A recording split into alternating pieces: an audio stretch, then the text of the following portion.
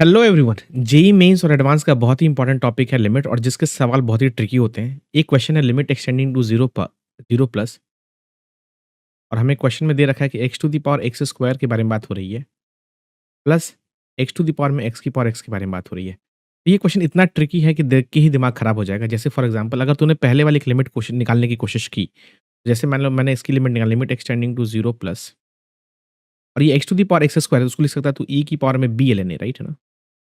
ऐसे लिखने की कोशिश करेगा। मैं पहले वाले की बात कर रहा हूँ, केवल पहले वाले की बात कर रहा हूँ।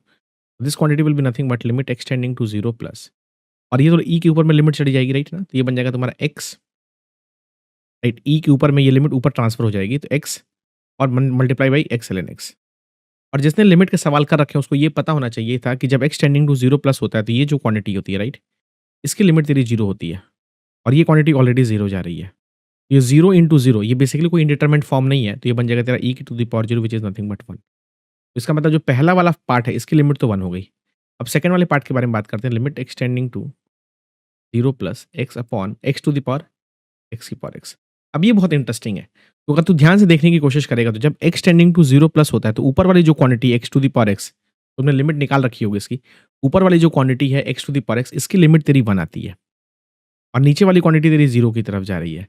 तो बेसिकली ये जीरो की तरफ जा रहा है और ये ऊपर वाली क्वांटिटी वन की तरफ जा रही है। तो क्या कोई ये इंडिटरमिनेट फॉर्म है? बिल्कुल भी नहीं। कोई क्वांटिटी जीरो में बैठा हुआ है और उसकी पावर वन है तो ये बेसिकली जीरो ही बनेगा। Correct not? तो जो सेकंड वाली प्रॉब्लम है, इस जो सेकंड वाला टर्म है इसकी लिमिट 1 होगी, तो इसका जो फाइनल आंसर होगा वो 1 + 0 which is nothing but option B. और इस तरह से इस तरह के ट्रिकी क्वेश्चन को भी तू आसानी से सॉल्व करके निकल सकता है अगर तूने एक्स्पोनेंशियल लिमिट के बारे में पढ़ाई की होगी। ऐसे और भी इंटरेस्टिंग वीडियो को जानने के लिए चैनल को लाइक कर, शेयर कर और सब्सक्राइब कर।